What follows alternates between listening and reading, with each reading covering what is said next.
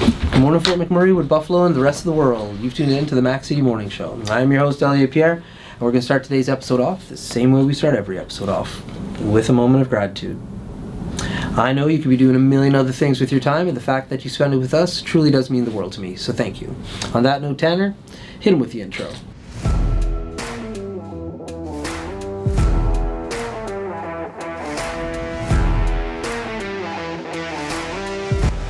Hey, it's Keith Simpson here. I'm the general manager of Norel Toyota, soon to be Fort McMurray Toyota. Pretty excited for our new dealership. We're here to take care of you. Come on down and be part of our family.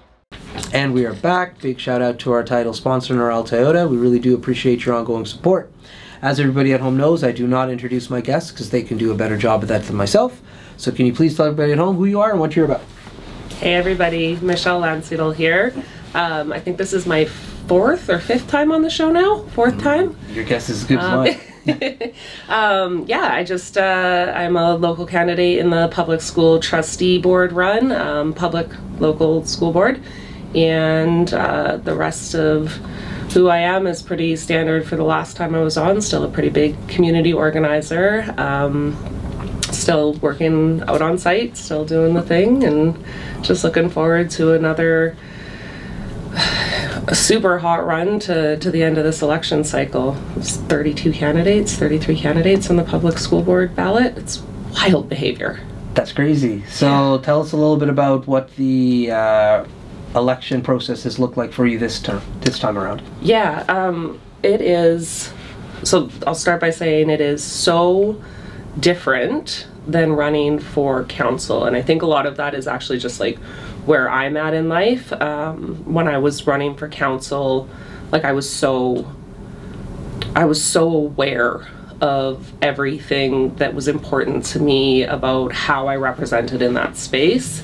And the run for public school, I think it really started as a result of kind of watching what our teachers were going through, listening to some of just the very wrong things that I was hearing in media, and thinking, man, if I could do something to help support education in some capacity, like I would love to do that. And I started looking at, okay, what kind of like boards exist for awareness and information and support structure. And then one of my good friends said, well, why don't you consider a run for trustee? And I hadn't really thought about it a whole bunch.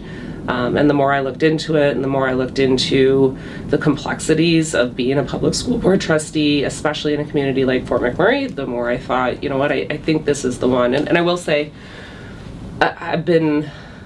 I've had a lot of fear of missing out, a lot of FOMO with the candidates coming out in the council run, and I was feeling I'm almost like disappointed in myself for not putting my hat back in the ring, because the first experience taught me so much. And I do feel like this opportunity in the public school board space is council adjacent and allows me to continue to kind of follow that passion for community leadership and for civic service. And here we are. There we go. Yeah. So what has been your approach? Everybody is doing different things. There's so many different reports, different events. Like, what's been your thought process to running this time?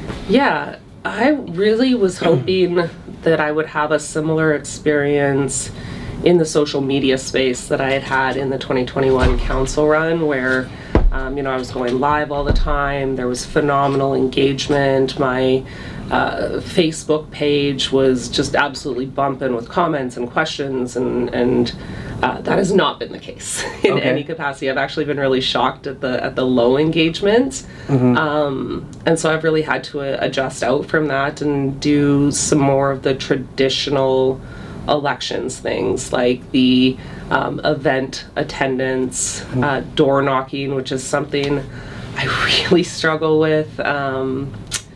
I've been just answering, the number of surveys that come out for candidates, just really spending a lot of time putting effort and building those responses out so that the large interest groups are getting a good vibe for who I am. And then other than that, it's really just about trying to be present. I will have signs going out here shortly.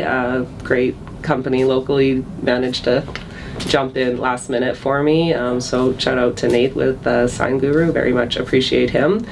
So those signs will go out this weekend. I've had a great group of volunteers that actually incidentally I met through the Rock the Rails event when we were desperately looking for labor support for setup in the really terrible weather situation that we had. Yeah. And then they've just kind of become like a go-to for me for basically everything. So very much appreciate them getting out into the neighborhoods and hanging the door knockers. I did take a slightly different approach with my door knockers, insofar as they very clearly say, like, I was here, but I did not knock. Okay. Okay. And I didn't knock because I have 4 dogs, Yeah. and they're all small dogs. And when people knock on my door, it is chaos. Like, it doesn't matter what they're there for. I no longer have the capacity to talk to them because my circus is going off. So that was the strategy with the door knockers, was just to like gently be a presence in communities, to be like, I know you're here, but not to disrupt. Okay. Or at least that was the intent. We had a bit of a misstep on the first day of the door knocking because my guys went out and I was actually in Lloydminster.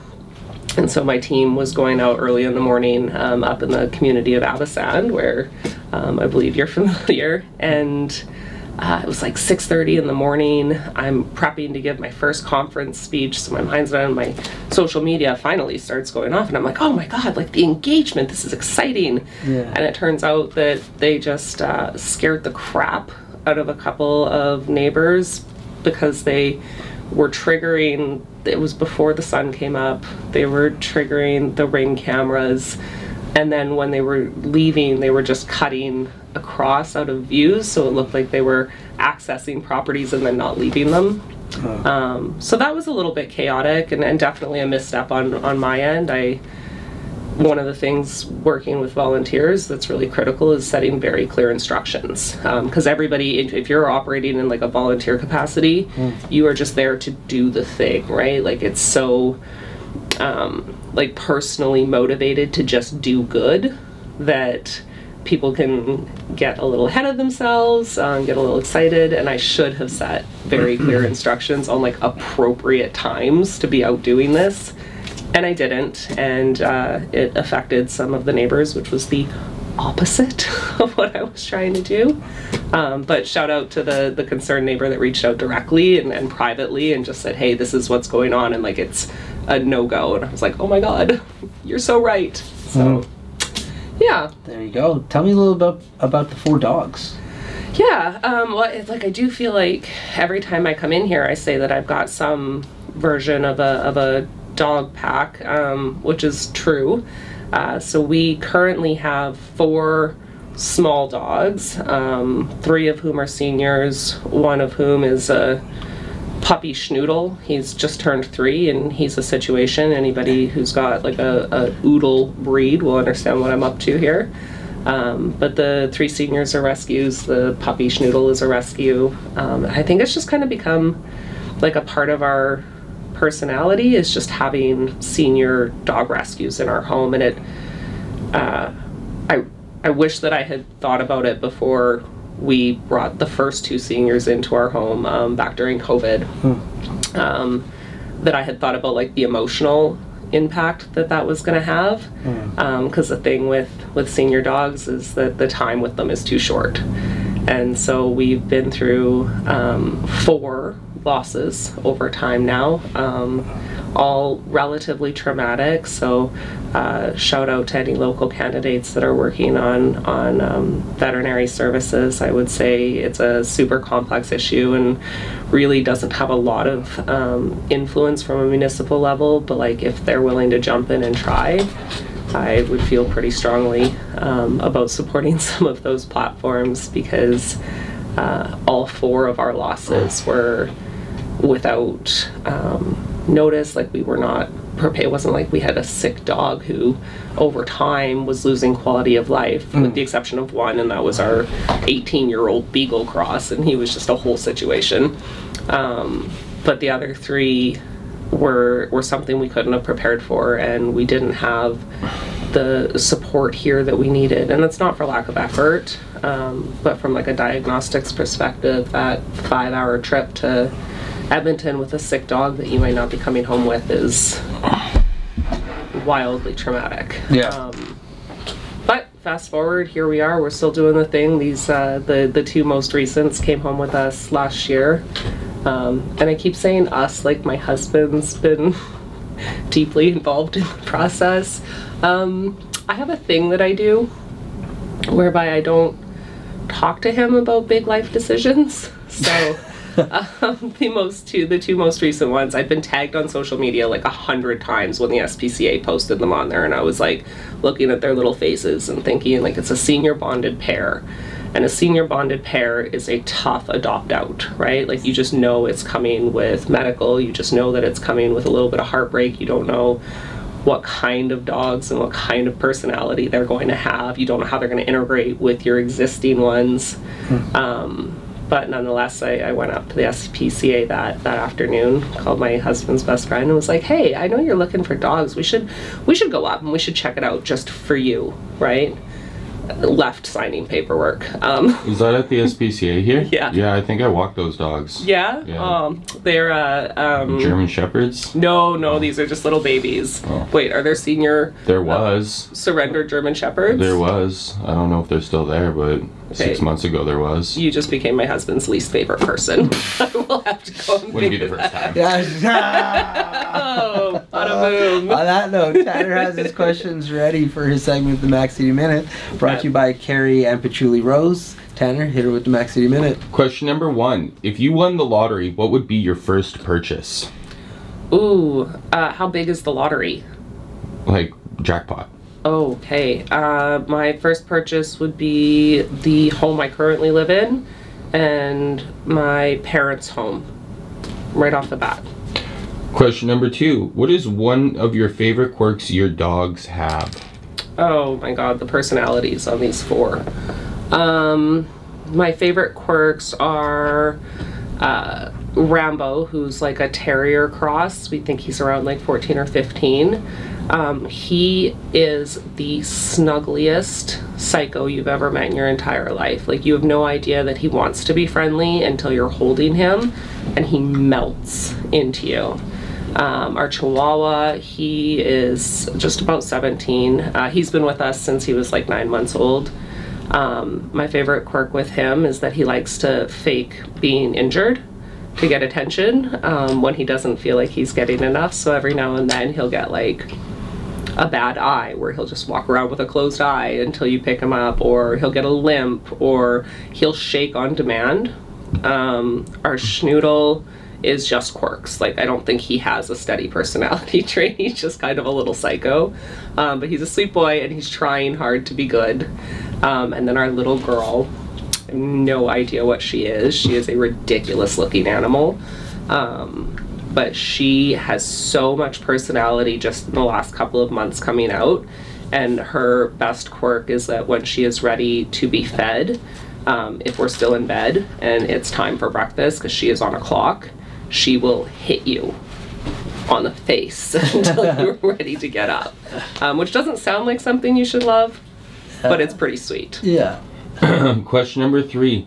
If you could have witnessed any moment in sports, what would you pick?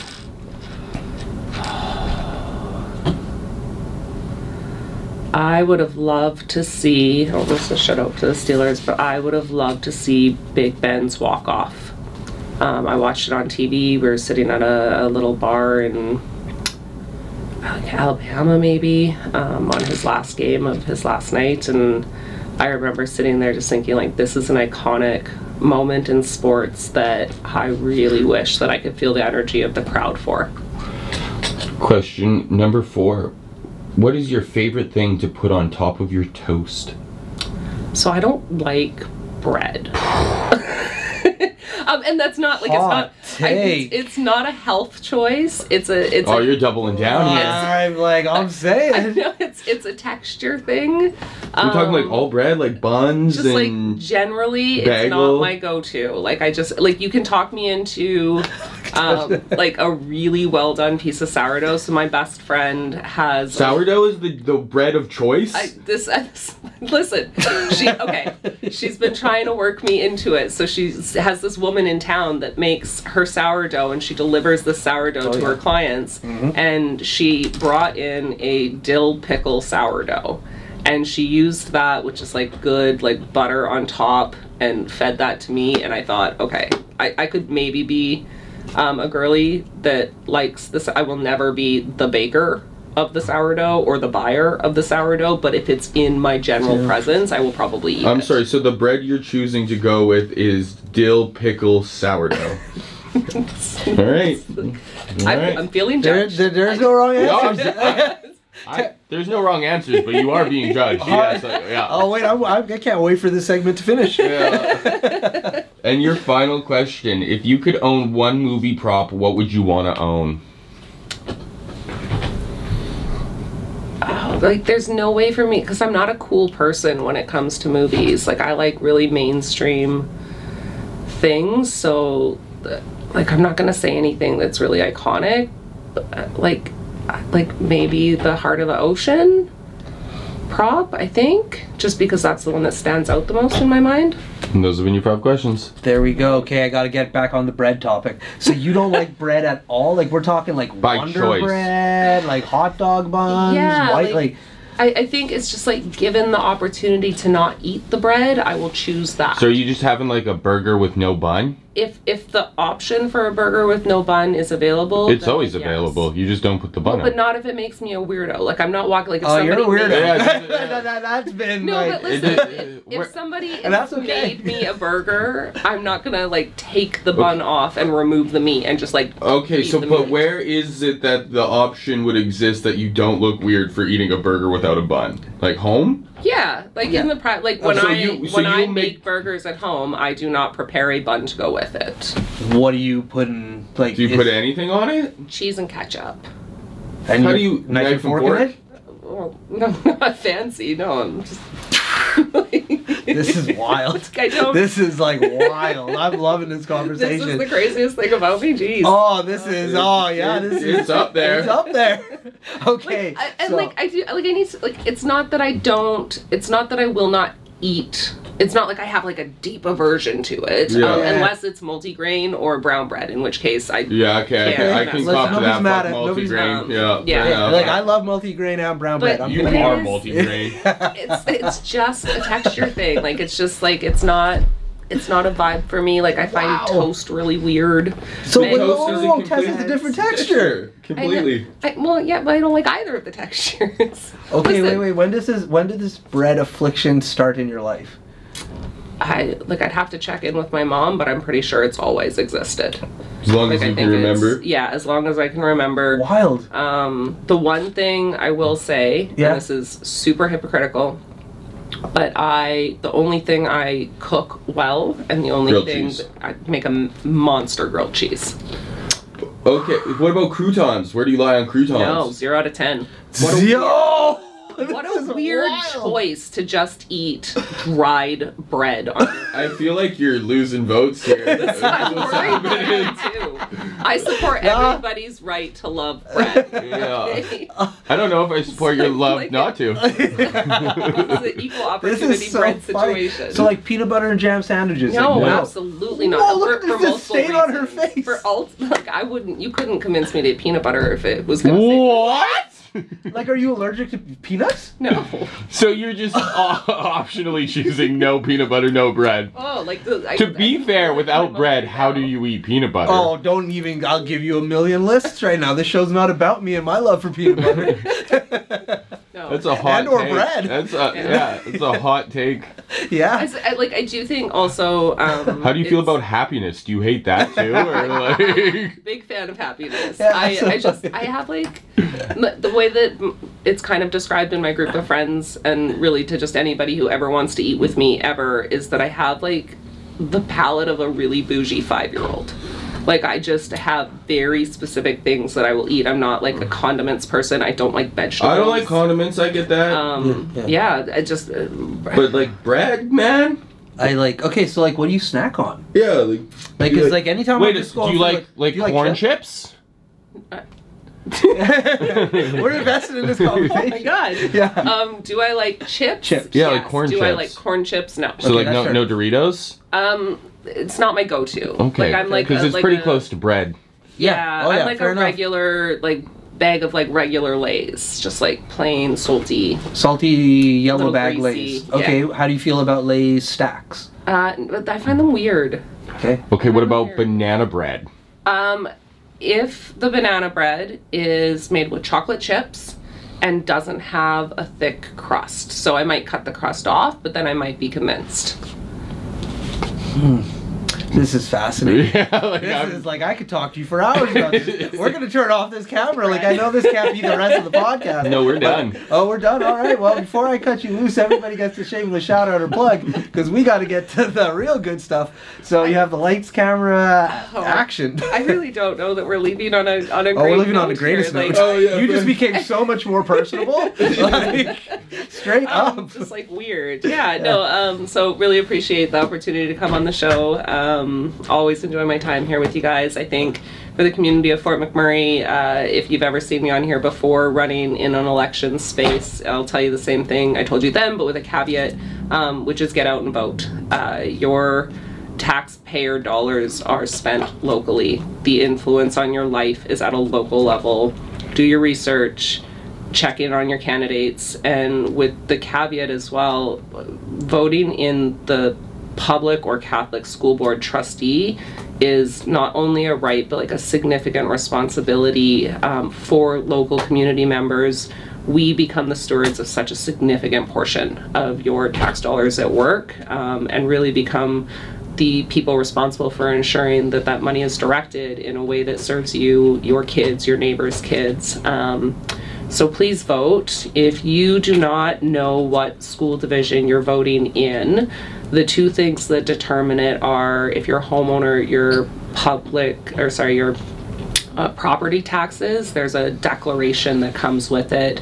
If you have signed a declaration to send your tax dollars to the division, either Catholic or public, that is the ballot that Hi everyone, it's Carrie with Patchouli Rose here at Thickwood Barbershop. If you're wondering what to get your loved one this season for Valentine's Day, I make an all-natural anti-aging skin serum called Good Skin. It's good for men and women, and it's available for purchase here at the Barbershop, downtown at the Corridor Shops and Events, and on my website. Thank you for your support.